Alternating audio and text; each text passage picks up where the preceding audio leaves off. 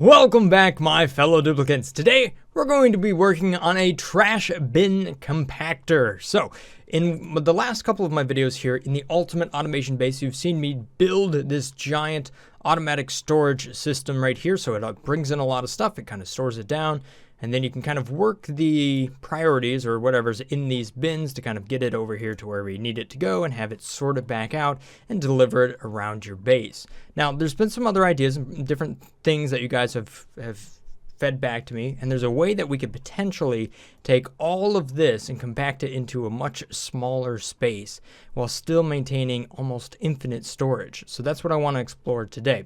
So one of the ideas as far as being able to store things was brought to me by Bradley Bowers here. So Bradley Bowers actually made a video in response to the one that I made right here, just kind of explaining his system. And what it does is, in many ways, is it brings in everything into one spot right there and then sorts it out according to wherever it wants to be stored. So all these little bins that he has later on here, each little block is its own material. So that way it gets around any sort of idea that there might be a traffic jam of different materials in front of the materials that you want to go in a certain direction. Another way that was brought up was the idea of how we usually store food, where we bring it into a room and then we drop it down pretty much onto the floor and kind of sweep it around from there. Now, there was a comment somewhere, although I unfortunately cannot find it in the comment section. I was looking for it, where you can potentially use an automated loop to turn on and off an auto sweeper. So I explored that in another map. my poor webcam, it fell off in the middle of the night, and now it's being held in by tape. And it's slowly creeping out of the center of the screen. Ah! All right, so welcome to my infinite storage test. Now, let me show you what's going on here. All I'm using for an automation signal is mostly a clock setup right here. So this is a NOT gate and a filter gate. So in the world of automation, this is all it does. Click, click, click. Yeah, over and over again. So this is actually set up to be 3 seconds. And what it's doing is this arm right here, which is grabbing, in this case, sandstone, it's picking it up, but before it can deliver it into one of these storage bins over there, the automation signal turns off just for a short amount of time, which drops the sandstone down here to the floor. So everything ends up in this one tile. You can see just how far, if I go all the way back, really you have no idea. There's just tons and tons of stuff, literally, in that one tile right there. So this is a storage compactor. Now, the reason this works is because we have a sweeper arm right here that can reach to these storage bins. So it's trying to make that move, while this arm down here cannot reach up to the storage bins and kind of grab it or do anything with it either. So that way it cannot pick up here and then try to store up there is what I'm trying to get at. So there might be better ways to arrange this, but that's more or less the idea. So this is not a unique idea. I just unfortunately cannot find your comment, but thank you. This is a cool little automation signal right there. And it does work a bit if you put it down to like 2 seconds, but it doesn't always pick up. Like sometimes it'll turn off before then. And every once in a while, with 3 seconds, it will store into the compactor just a little bit. So that's why I have 3 of them down here. So at some point, 50 cycles into the future or something, if you see this isn't running, you could just go ahead and turn this off, copy your settings, and then I have a clock sensor down here that just opens up in the middle of the night, and that drops any of that resource down, and then you can come back and just say everything and copy it around, and voila. So when this runs in a game that's running quite a bit faster, it will slowly compact everything down. So you can see it's more or less picking up anywhere from, well, that's 80, that's 20, that's 40. And what you're going to get is about 200 seconds times whatever material you pick up there. That's how much you can compact in a day, because there's 600 seconds in a complete cycle. So you can see it's usually between 20 and 40. So if we just call that 30 kilograms times 200, we're getting 200 because we've divided 600 by 3. You get 6 tons of storage for one of these units a day. So that's how much we're compacting. Now, if you look at the amount of materials I have over here, I have 8.9 tons of metal ore. Refined is something kilograms. There's a lot of raw mineral right there. So you can see that this setup will take a while to actually compact everything that I have right here. So it would be to our interest, or it would be beneficial to us to make more of these up here. So that's what I want to explore. The concept works, although it's kind of slow. And the amount of power, if we just look at the reports here, let's go ahead and take a look at that. Priorities, what am I looking at? Reports, yeah, okay, there we go. So power usage the day before was 56.2 kilojoules, 56 each day. The last question we might want to answer here is, you know, does this create some sort of problem that we don't know about? I think if we have a lot of germs, we may not want them to be in the exact same spot. So I would think we want to put some chlorine in here if possible. All right, so while that one's running, let's try to come up with a better blueprint here to see if it'll work a little bit better. So obviously, to make things run faster, we need more sweepers. Let's try to make 4 of them work. That would be impressive. So it's going to rotate around and look at this guy right here. So it's going to try to, hey, why can't I build this? What? Conveyor receptacle. What? He's going out. Oh, because I'm making it out of mercury. Oh no, I've covered my base in mercury. My dupes are gonna go crazy. That's not good. Actually, I don't know what the negative effects of mercury is because we don't have a use for it yet. Okay, let's do this right. Okay, so if you look at the arrangement here and the way this arm tries to swing around, even though we're running quite fast here, it will try to pick up, and then the animation seems to swing it around to the other side. Now, I'm not sure if it seems like if you were to, words. Okay, so placing this on one side so that the rotation is about 180 degrees to the other side should give us more time to drop the material before it gets to the storage bin. If the animation plays into, you know, the whole sequence, or if it's just a timed thing, I don't know. So, with that in mind, what I'm going to do here is I'm going to have a receptacle. We're going to put it right here. So that's mostly at a 45, and then we'll put the storage bins up here, up higher. And they were saying, at one point we were saying that, I saw some people saying that the airflow tile does not block the sweeper arms, but I think that changed a long time ago. I did use that at one point. You know, patch updates, notes, things change, like all the time, guys. Actually, we don't want that on tiles. We want that on doors. So this is actually the same way we do automated wheeze wards as well. And we'll just put a clock sensor beneath that. Ta-da! And then that, we're going to flip this so that its active duration is only going to be 2% at the end of the cycle. You don't need to power the doors. It's not a big deal.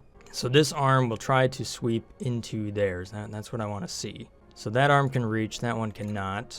So if we do this, there we go, and that, we should be able to load everything into this spot. Try to put it into this storage bin. If it can't get there, then it'll drop straight down. So this can only come down, so once it's down this far, it's down far enough to where these arms cannot grab it. So if I put an arm sweeper down here, which is fine, because it can grab from here if it has a spot to put it, then we will do this number like this. So everything's going to end up on this platform. I don't really have all the room necessary to do all this, but it'll end up on there. And then I can use conveyor loaders if I wanted to down here to pick up whatever the mess is down there and deliver it. So that's filtration mediums, coal, metal to refineries, potentially food if we do food. Tell you what, we'll do all but one right there just to kind of, and then we'll use window tiles so you can look in on it because you're cool like that. And over here, we're just going to allow my dupes to power some more stuff. There you go. Oh, give me what I want. There we go. And then a jumbo battery. They renamed it jumbo battery? Is that, or is that, I don't know. I have a whole nother video to make on all the patch notes that they did just this week. Crazy. It was like an update every single day. You guys are working pretty hard over there. All right, so plug in all this stuff. Oh man, look at how organized that is. Are you kidding me? There's no way this doesn't work perfectly. Now we just need to make it like even more organized when it comes to the automation side. And that's going to send the signal upwards. So it runs on the in. And then on the other side here, we're using a NOT gate. No, it's not perfectly symmetrical. Oh no, what am I gonna do? Oh yeah, here we go. Here we go. And there goes the signal, the flip, because we just want everything to be nice and symmetrical. Oh yeah, there we go. Are you kidding me? Ha! Ha! All right, there we go. Man, all right, so that's cool. So these arms should now grab from here to put it up into there. From here, there, there. Unless, of course, they don't have enough power. If I set this to 4, now these should start to run, and it's just raining material. Oop, I can't supply it fast enough. Let's get rid of this one over there. I might need more than one receptacle, too. Come on. Think, man. Just use a coal generator. Problem solved. All right, so here comes some material to be compacted. Right now, only one arm's running. Oh, now we're getting 2. So these arms seem to be like juggling material in midair. Yeah, I don't know if these are working. If I just disable those, seems like it's making it into those compactors a little bit too quickly. So if I put that to 2 seconds, yeah, there we go. Look at that. Ha! Ha! Take that. So not only did we gain a second in the cycle by doing this, we somehow made it even harder for the material to get into the storage bins. So what if I enabled these 2 doors now?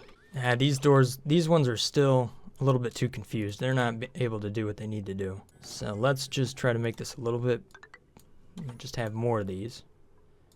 Add a 4. Yeah, see, that's still, now it's ending up in the compactor. So if I put this to 1 second, ha ha ha, yeah, that's what I'm talking about. Awesome. Look at that. Just some very, very confused auto sweepers. All right, so now let's try to allow this to kind of be stored where it needs to go. If I see this and I deconstruct that, and I make that into... Now, see, these guys can't see through the airflow tiles. It looks like they should be able to, but they don't. Look at that go, that's so cool. You can see it's just compacting down everything. What? An egg ended up in here.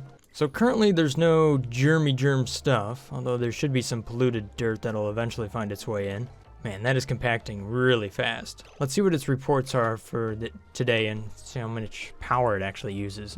Meanwhile, we should have like a receptacle down here, and that's just going to simulate the other end of this. So let's say I wanted to have metal ore in this one. Over there, I wanted to have a filtration medium right there.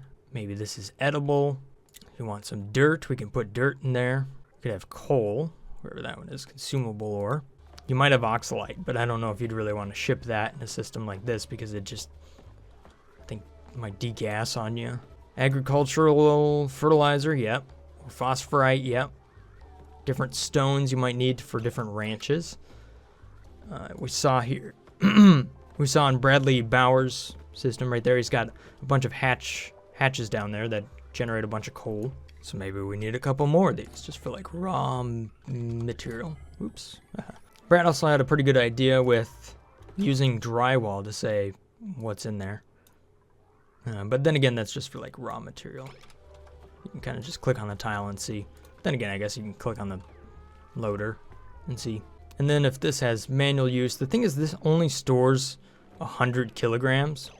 So it'd almost be worthwhile to have another arm on the other end and just have a storage bin down here for that material. That too was something you guys were talking about in the comment section, being that your duplicants can move upwards of like 1.2 tons when they get a lot of buffs and whatnot, but unfortunately they cannot do a whole lot of, they can't do a whole lot when you only have 100 kilograms right there.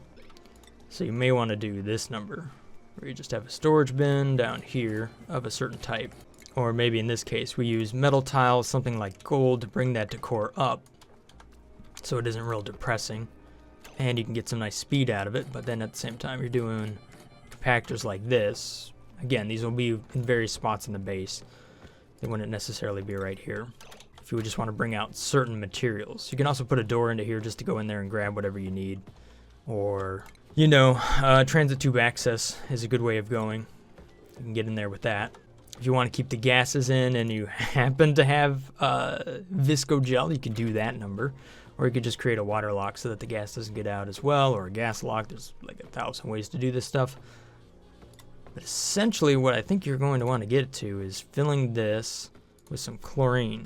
Preferably in high pressure, but not necessary.